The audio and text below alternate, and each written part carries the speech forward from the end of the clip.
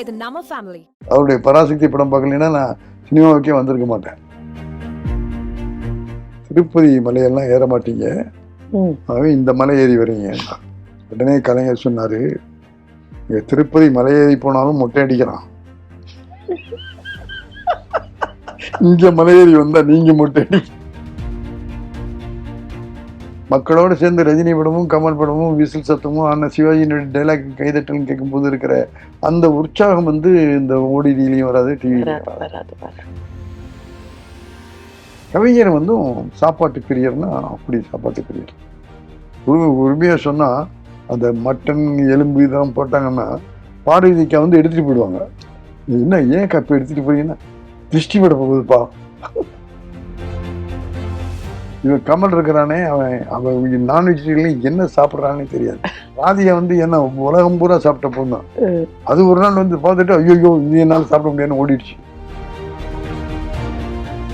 நான் என்ன நினைச்சனோ, என்ன லட்சியத்தில் இருந்தோம், அந்த லட்சியத்தை நான் வெற்றி பெற்றுட்டேன்.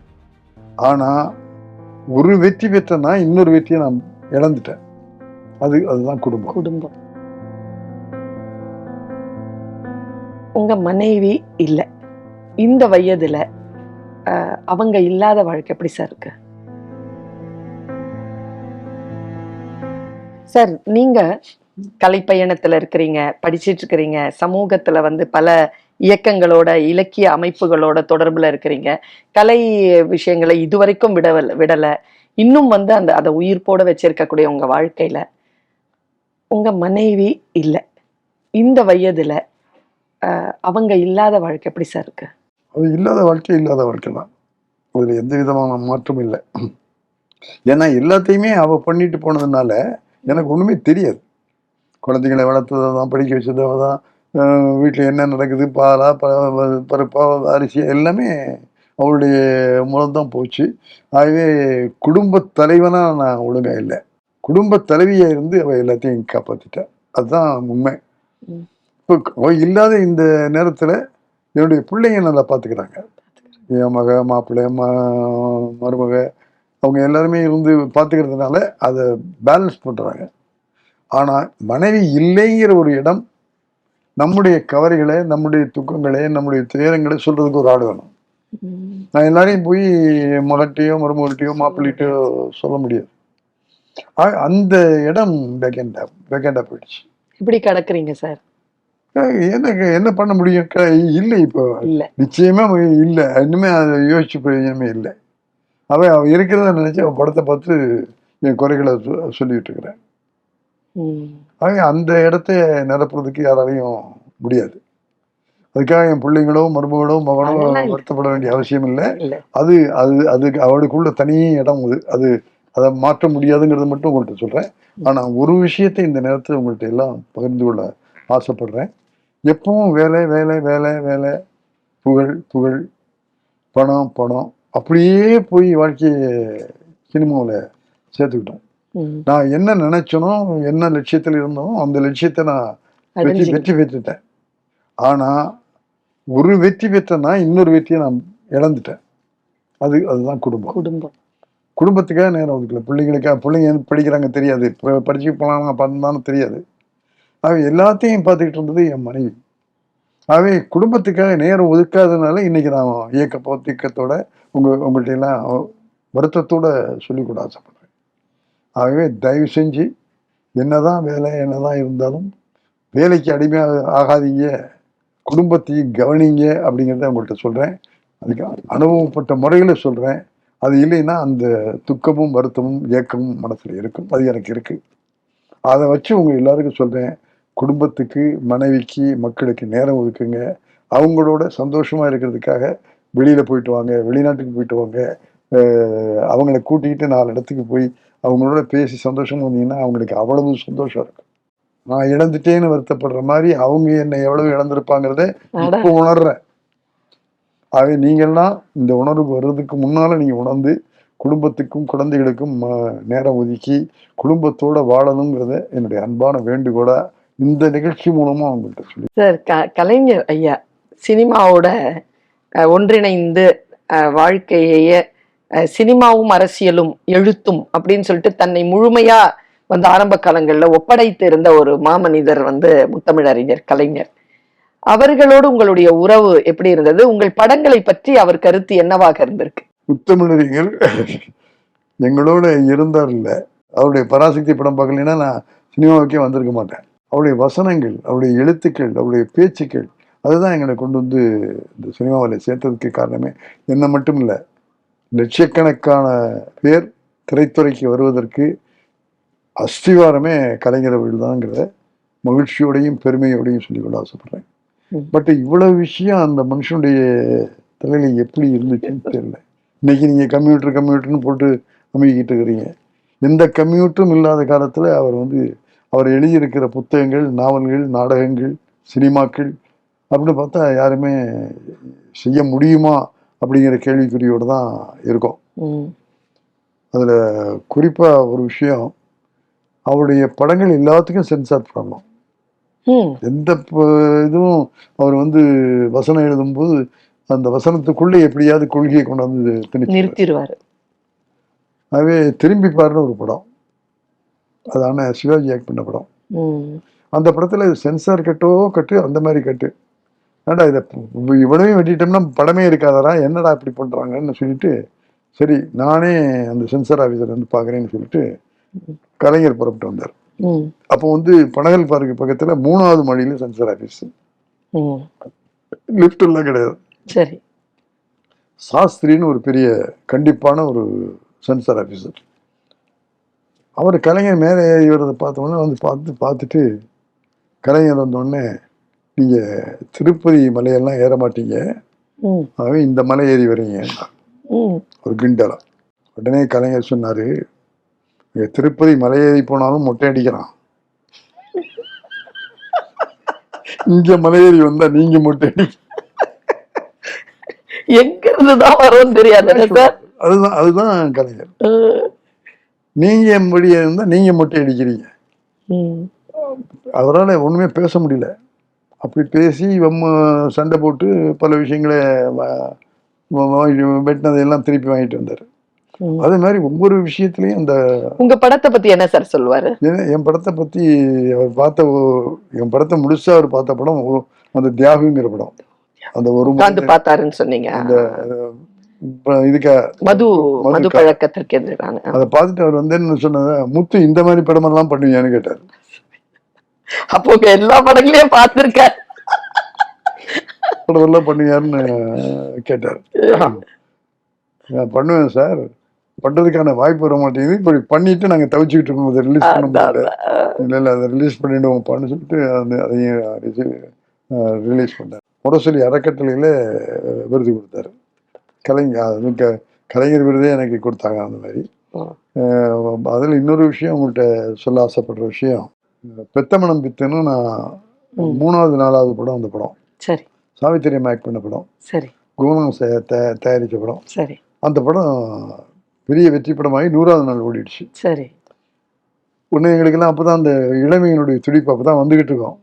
அதே இது 100வது நாள் விழாவா கொண்டாடிடலாம்னு சொல்லிட்டு குணம் சார் சொல்லி ஏற்பாடு பண்ணோம். ஏவிஎம் ராஜேஸ்வரி மண்டபத்தில் 100வது நாள். அந்த விழாவுக்கு ஏவி மெய்யப்ப செட்டியார் தலைமை வச்சாரு. சரிங்க. கலைஞர் ஷீல்டு கொடுத்தாரு. அந்த விழாவில் மெய்யப்ப செட்டியார் பேசும்போது, இந்த படத்தை இயக்கி இருக்கிற முத்துராமன் எங்க ஸ்டுடியோவில் வேலை கற்றுக்கிட்டு வந்தவர், ஆகவே அவர் எங்க வீட்டு பிள்ளை அப்படின்னு சொல்லிட்டார். அதை கேட்டுக்கிட்டு கலைஞர் சும்மா இருப்பாரா? இந்த மாதிரி ஏவிஎம் அவர்கள் முத்துராமன் எங்க வீட்டு பிள்ளைன்னு சொல்லி சொன்னாரு. அவர் உங்க வீட்டு பிள்ளைங்கிறதுக்கு முன்னாடி அவர் எங்க வீட்டு பிள்ளை, என்னுடைய தொண்டர் ராமசுப்பையாவுடைய பையன் தான் முத்துராமன். அவர் பிறந்ததுல இருந்து நாங்க வளர்த்துக்கிட்டு இருக்கோம்.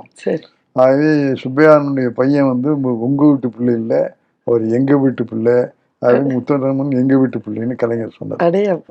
ஆகவே எனக்கு கிடைச்ச பெருமையில 2 பேரும் எங்க வீட்டு பிள்ளைன்னு உறவு கொண்டாடும் போது எனக்கு என் மனசு எப்படி இருந்திருக்கும். அதாவது நான் டைரக்டர் ஆகணும் அப்படின்னு அந்த முழு வெற்றி கிடைச்சி எனக்கு ஒரு பத்ம விருது கிடைச்ச மாதிரி அந்த பெருமை எனக்கு கிடைச்சது. நம்முடைய வரலாறு சார்ந்த அந்த திரைத்துறையோடையே பயணம் பண்ணிட்டு இருக்கிறீங்க. கட்டடங்கள் ரொம்ப முக்கியமானவை, திரையரங்குகள் ரொம்ப முக்கியமானவை. இன்னைக்கு திரையரங்குகள் குறைந்து ஓடிடில இப்போ படம் வந்துருச்சு, எல்லாரும் வந்து கையில இந்த மாதிரி கேட்ஜெட்ஸ் வச்சுக்கிட்டு படம் பார்க்கறாங்க. திரையரங்குகள் இன்றைக்கு இடிக்கப்பட்டு கொண்டு வருகின்றன. இப்போ கோயம்புத்தூர்ல ஒண்ணு இடிச்சிட்டாங்க, தங்கம் இது அடிச்சிட்டாங்க, மதுரையில எல்லாம் கோடம்பாக்கத்துல இருக்கிற எல்லாமே அடிச்சிட்டாங்க. அப்போ ஒரு ஒரு இயக்குனரா அல்லது ஒரு படம் பார்த்த பட ரசிகரா இப்போ ஓடிடில படம் பார்க்கறது எப்படி இருக்கு? திரையரங்குகள் எல்லாம் இல்லாமல் ஆகிக்கொண்டிருக்கக்கூடிய இந்த சூழலை எப்படி பாக்குறீங்க? நிச்சயமா ரொம்ப வருத்தமா இருக்கு. என்னதான் ஓடிடியில பார்த்தாலும் சரி, டிவியில பார்த்தாலும் சரி, ஸ்கிரீன்ல பாக்குற அந்த முழுமை இதுல கிடைக்கிறதுக்கான வாய்ப்புகள் இருக்கு. எனக்கும் சார் புக்கு நான் படிச்சாதான் சார், இதுல படிக்க முடியல. ஆமா, நிச்சயமா திரையில பார்க்கும்போது தான் நமக்கு ஒரு முழு நிறைவு இருக்கும். திரையில பார்க்கறது முழு நிறைவு மட்டும் இல்ல, அந்த மக்களோட சேர்ந்து பார்க்குற பாருங்க, மக்களோட சேர்ந்து ரஜினி படமும் கமல் படமும் விசில் சத்தமும் அண்ணன் சிவாஜியினுடைய டைலாக் கைதட்டல் கேட்கும்போது இருக்கிற அந்த உற்சாகம் வந்து இந்த ஓடிடிலையும் வராது, டிவிலையும் வராது. ஆகவே தியேட்டர் படம் பார்க்கறதுங்கிறது அது நிச்சயமாக அதுதான் ரொம்ப மிஸ் பண்றீங்க சார், முழுமையான படம். ஆகவே அதுதான் திரும்பவும் வரணும், திரும்பவும் ஸ்கிரீன்ல போய் எல்லாரும் மக்களும் படம் பார்க்கணும்.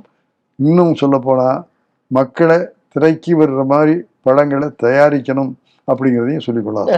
ஓடிடியில படம் பார்ப்பீங்களா சார் நீங்க? நான் எப்போவாது பார்க்குறேன், பட் எனக்கு முழு திருப்தி இல்லை. ஏன்னா சைஸே சின்னமாயிடுது. ஆமா, அதுவே மைண்ட்ல வந்து முழு படம் பார்த்த திருப்தி வரல.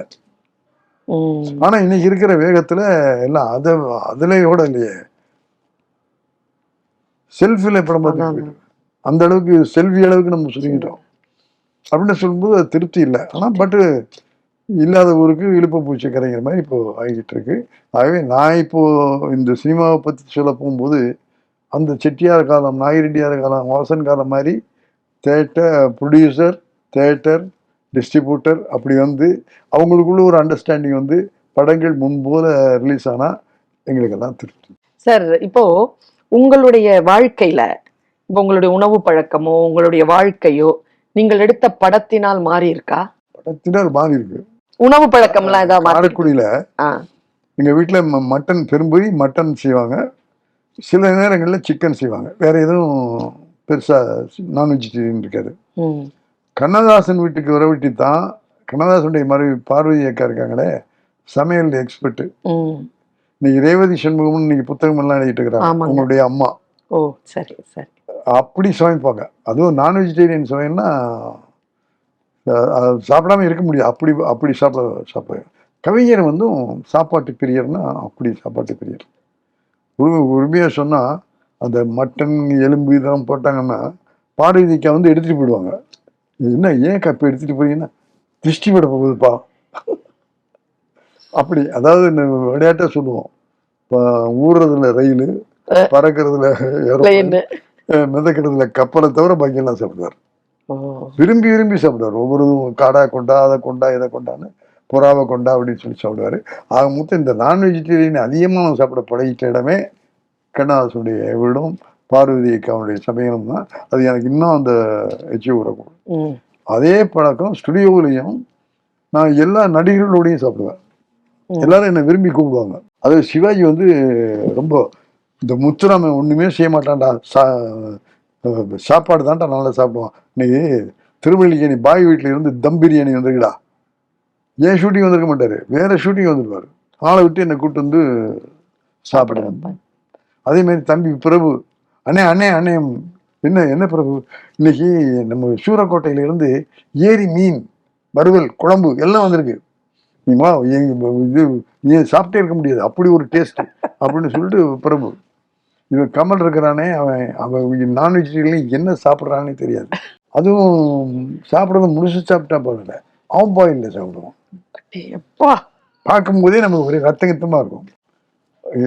என்ன வேணா ராதியா வந்து என்ன உலகம் பூரா சாப்பிட்ட பொண்ணு, அது ஒரு நாள் வந்து பார்த்துட்டு ஐயோ இது என்னால சாப்பிட முடியாதுன்னு ஓடிடுச்சு. ஆனா இதெல்லாம் எங்களால் சாப்பிட வச்சு பார்க்கணும்னு அவனுக்கு ஆசை. முத்தப்பான்னு ஒரு மேக்கப் மேன் இருந்தாரு, ஜப்பானுக்கு போயிருக்கோம். ஜப்பான்ல போய் கமல்கிட்ட எனக்கு இதெல்லாம் ஒரு பல்லுக்கு ரொம்ப கஷ்டமா இருக்கு, சாஃப்டா ஏதாவது நான் வெஜிடேரியன் இருந்தா வாங்கி கொடு, உன் டைரக்டர்கிட்ட பர்மிஷன் வாங்க கூப்பிட்டு போறேன். என்கிட்ட வந்து கேட்டார், இந்த மாதிரி கமல் கூப்பிடுது. கமல் கூப்பிட்டு போய் இது பண்ண என்ன பண்ணப்பா சார், நான் 10 கூப்பிட்டு வரேன் சார், என்ன ஒரு மணி நேரம் ஓகேயா? ஓகே, சரி ஒரு மணி நேரம் கூட்டு போயிட்டாரு. போயிட்டு வந்து பார்த்தா சார் உலகத்திலேயே இப்படி மட்டன் சாப்பிட்டது இல்லை சார். என்ன சாப்பிட்டேன் சார், என்ன சாப்பிட்டேன் சார். பூ மாதிரி வாங்கி கொடுத்தான் என் புள்ள பூ மாதிரி. நான் குழந்தையில இருந்து வளர்த்தவங்க. பூ மாதிரி வாங்கி கொடுத்தான் சார். ரொம்ப கமல் சிரிச்சுக்கிட்டு ரொம்ப ஜாலியா இருக்காரு. ஒரு மணி நேரம் கழிச்சு, அண்ணா நீங்க சாப்பிட்டீங்களா, அது என்னன்னு தெரியுமா அண்ணா உங்களுக்கு பம்பு பண்றதுக்குன்னு? என்ன? பாம்பு. ஒன்னும் பண்ண முடியல. அது மாதிரி போட்டு கல்யாணப்படி அந்த மாதிரி பாம்பு கறியை வாங்கி கொடுத்து அவர் சாப்பிட வச்சு. இதே மாதிரி எல்லாரையும் இந்த மாதிரிலாம் சாப்பிட வைக்கிறதுல அவனுக்கு ரொம்ப ரொம்ப சந்தோஷம். அது மாதிரி அதே மாதிரி விஜயகாந்த் சார் வீட்லையும் நான்வெஜ்னா ஃபுல் நான்வெஜ். இந்த மாதிரியான நான்வெஜ்கள் எல்லாத்தையும் அதிகமாக சாப்பிட்டுக்கிட்டு இருந்தது நான். அதுல சிவாஜி வீட்டுலன்னா கோழியா வரும், மட்டனா வரும், மீனா வரும், அப்படி வரும். கமல் வீட்டில் ஒன்றும் விவசாய. ரஜினி சார் வீட்டில் பெரும்பகுதி நான்வெஜ், பாதி வெஜிடேரியன் பாதி நான்வெஜ் ஆக்கி கொடுத்துருப்பாங்க. அது இந்த இதெல்லாம் கடலைலாம் அவிச்சுலாம் வந்து அது மாதிரி அவருடைய சாப்பாடு ஒரு மாதிரி இருக்கும். இதில் எம்ஜிஆர் வீட்டு சாப்பாடு அது ஒரு ஸ்பெஷல். அவரே பரிமாறுவார் சில நேரத்தில் சந்தோஷத்தை வந்துருச்சுன்னா. அதில் வரக்கூடிய இதில் விஷயத்தில் நெய் ரோஸ்ட்னு சிக்கன் ரோஸ்ட் வரும். ஃபுல்லாக நெய்யிலேயே வறுத்து எல்லாமே முந்திரி பருப்பு, பாதாம் பருப்பு அந்த மாதிரிலாம் போட்டு சிக்கனுக்கு ஈக்குவலாக அதெல்லாம் இருக்கும். அவ்வளவு போய் சாப்பிட்டு வந்துட்டு ப்ரோக்ராம் பண்ணலாமா சார்? எனக்கு பத்தி ஆரம்பிச்சு அப்படி சாப்பிடும். அப்படி வந்து எடுத்து சாப்பாடு போடுறது. அப்படியெல்லாம் சாப்பிட்டுக்கிட்டு இருந்தானா. இந்த மாதிரி நான்வெஜ் முழுக்க காலையிலேருந்து எங்கள் திருவச்சந்தருக்கு முழு நேரம் 3 நேரமும் நான்வெஜ் வேணும். காலையில ஆரம்பம் இட்லி பாயாவிலிருந்து ஆரம்பிச்சு ராத்திரி காலையிலேயே ஃபுல். சாப்பிட்றாருங்களும் 7 பூரா இருக்கணும். செட்டியார் சத்தம் போடுவாரு, வேணுங்கிறத வாங்கி சாப்பிடுங்க, ஏன் இலையில வச்சு வேஸ்ட் பண்றாரு. அப்பச்சி நீங்க அப்படி சாப்பிட்டு பழக்கம், நான் இப்படி சாப்பிட்டு பழக்கம்னு சாப்பிடுவாரு. அப்படி எல்லாமே இந்த பற்றி பார்த்துட்டு இருக்கிற நான் வந்து வடலூர்ல வள்ளலாரை பத்தி ஒரு குறும்படம் எடுக்க போனேன். அங்க எல்லாம் அந்த இது ஆர்த்திலாம் எடுக்கிற அன்னைக்கு ஷூட்டிங் அங்கேயே போயிட்டோம். வடலூர்லேயே போய் எடுக்க போகும்போது அந்த சத்திய மண்டபத்துக்குள்ள அந்த தீபம் காட்டுறது, இந்த திரைகள்லாம் அதை எடுக்கணும். அதை உள்ள போனா ஒரு போர்டு போட்டிருக்கு, கொலை தவிர்த்தவர்கள் உள்ளே வரலாம். சைவமா இருக்கவனும் கொலை செய்யாதவனும் உள்ள வரலாம். அப்படி நான் மலைச்சு போய் நின்னேன். சைவம் சாப்பிட்டுட்டு என்ன அந்த மேனேஜர் வந்தாரு. பெரியார் இந்த இடத்துல வந்து படிச்சாரு, இது நமக்கு கட்டுப்படி ஆகாது, ஐயா கோச்சிக்க வேண்டாம், திரும்பி போயிட்டாரு, நீங்க என்ன பண்ண போறீங்கன்னா. எங்க ஆளுங்கன்னா இன்னைக்கு நாங்க கறி சாப்பிடல அப்படின்னு சொல்லிட்டு உள்ள போயிட்டாங்க. எனக்கு என்ன சப்பக்கட்டு, இந்த நேரத்துல இருந்து நான் இனிமே அசைவம் சாப்பிட்றதில்ல அப்படின்னு ப்ராமிஸ் பண்ணிட்டு அன்னையில இருந்து முட்டை கூட சாப்பிட்றதில்ல, அசைவமா வள்ளலார் பேரை சொல்லி வாழ்ந்துகிட்டு இருக்கேன். அதான் ஒரு உறுதியா இருந்தா. எத்தனை வருஷத்துக்கு முன்னால சார்? ஒரு 15 வருஷத்துக்கு முன்னால. 15 வருஷமா நான் அசைவம், முட்டை கூட சாப்பிடல. அந்த மாதிரி வாழ்க்கையை நடத்தி. வேற ஏதாவது திரைப்படங்களோ அல்லது மற்ற விஷயங்களோ உங்க வாழ்க்கையை பாதிச்சது? நிறைய படங்கள் பாதிச்சிருக்கு, நிறைய படங்கள்ல பார்த்திருக்கேன், நிறைய படங்கள் பாதிச்சு. வரதராஜன் சாருடைய நாவல்கள் அது ஜெயகாந்தன், சிவசங்கரிமா, இதெல்லாம் என்னுடைய வாழ்க்கையில் நிறைய படிச்சதுனால ஏற்பட்ட விளைவுகள் நிறைய. இது வந்து மறைமுகமா சினிமாவில் வந்திருக்கும். அது உண்மையா சொல்ல ஆசைப்படுறேன். அதெல்லாம் மைண்ட்ல இருக்கிறதுனாலதான் நமக்கு அந்த மாதிரியான விஷயங்கள் சொல்லணுங்கிற எண்ணம் வரும். கண்டிப்பா கண்டிப்பா. அது இது இவ்வளவுக்கும் பிறகு இன்னொரு விஷயத்தையும் சொல்லிடுறேன். நம்ம சிஎம் எம்ஜிஆர் வந்து சிஎம் ஆயிட்டாரு. சரி. சிஎம் ஆன பிறகு எங்க பிரிவியூ தியேட்டர் உண்டு ஏவிஎம்ல, அங்க படம் பார்க்கறதுக்காக வருவாங்க. அது மாதிரி சிஎம்மும் வந்தார் ஒரு நாள். சரிங்க. அவர் வந்திருக்காருன்னு தெரிஞ்சோடனே ஸ்டுடியோவே அந்த இடத்துல போய் படம் முடிஞ்சோன்னு பாக்குறதுக்காக நினைக்கிறோம். எல்லாரும் பார்த்துட்டு அவருக்கு அவ்வளவு சந்தோஷம். எவ்வளவு நாள் ஆச்சப்போ, இத்தனை வருஷம் ஆச்சப்போன்னு சந்தோஷப்பட்டுட்டு ஒவ்வொருத்தரையும் விசாரிச்சுட்டு வராரு. சரி.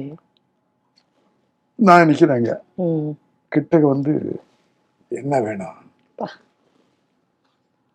புரியல. நான் முழிக்கிறேன், என்ன வேணும் எல்லாரும் சொல்லிட்டாங்க. அண்ணன் உனக்கு என்ன வேணும்? எனக்கு உங்க வீட்டில இருந்து வருமே சிக்கன் நெய் ரோஸ்ட், அது வேணும். என்னென்னமோ கேட்கறான், நெய் ரோஸ்ட் கேட்கறான்டா அப்படின்னு சிரிச்சுட்டு போயிட்டாரு. மறுநாள் 11:30 மணிக்கு ஒரு ஆளு மோட்டார் சைக்கிள்ல ஹாட் கேரியர்ல சிக்கன் நெய் ரெஸ்ட் வருது. அதுதான் MGR.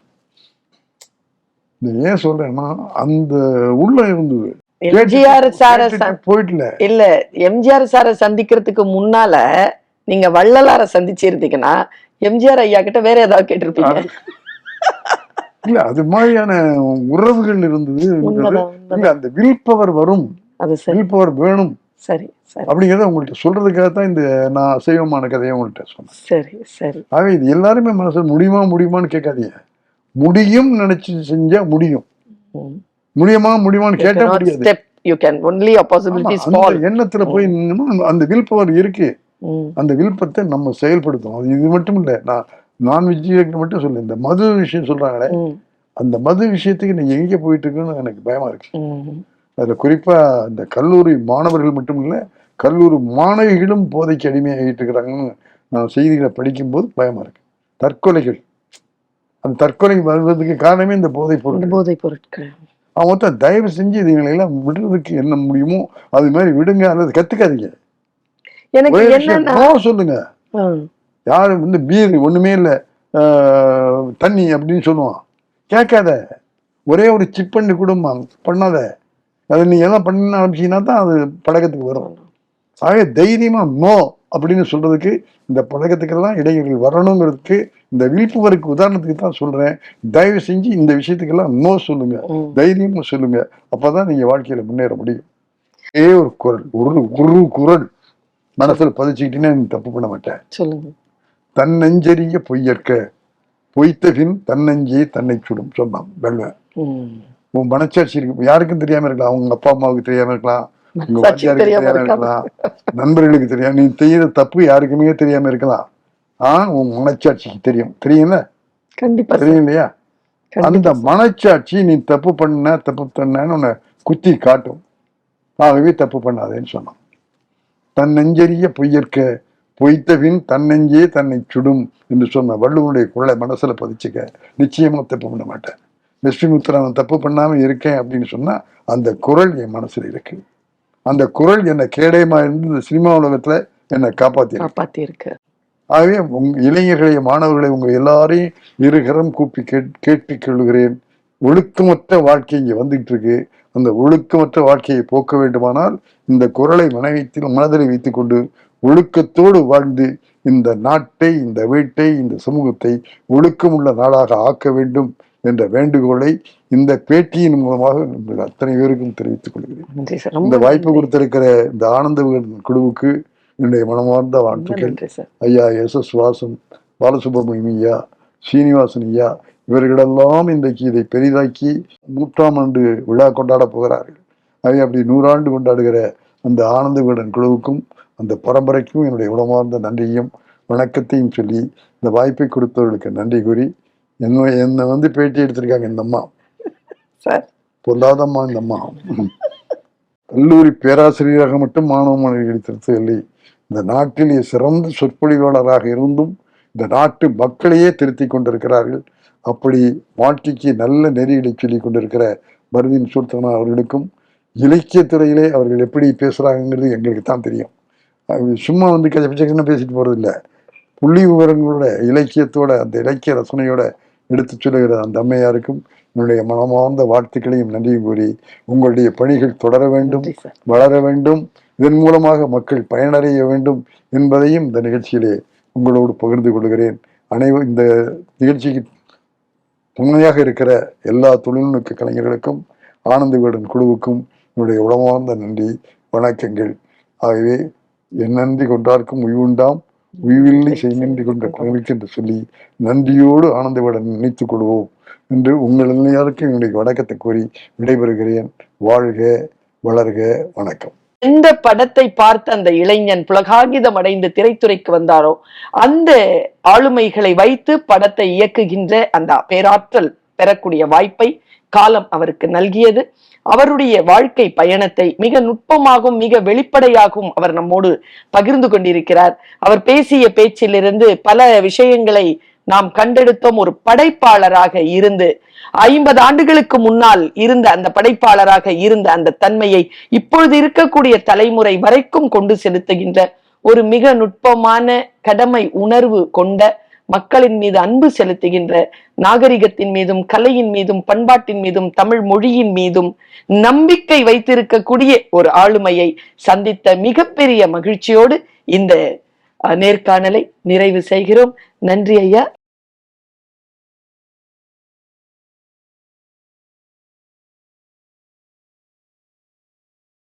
Welcome to Giriya's family. Giriya's family, always number family. அன்புள்ள கிரியஸ், இது நம்ம ஃபேமிலி. விகடன் வெல்கம் பேக் இப்ப வெறும் 29 ரூபாயில் ஜூனியர் விகடன், ஆனந்த விகடன், நாணயம் விகடன் உள்ளிட்ட 8 டிஜிட்டல் இதழ்கள், வேல்பாரி, நீரதிகாரம், அணிலாடும் முன்றில் உள்ளிட்ட கிளாசிக் தொடர்கள், சுஜாதா, எஸ் ராமகிருஷ்ணன், அசோகமித்ரன் உள்ளிட்ட நட்சத்திர எழுத்தாளர்களின் சிறுகதைகள் என 29 ரூபாயில் 3 மாதங்களுக்கு விகடனை அன்லிமிட்டடாக படிக்க இப்போதே சப்ஸ்கிரைப் செய்திடுங்கள்.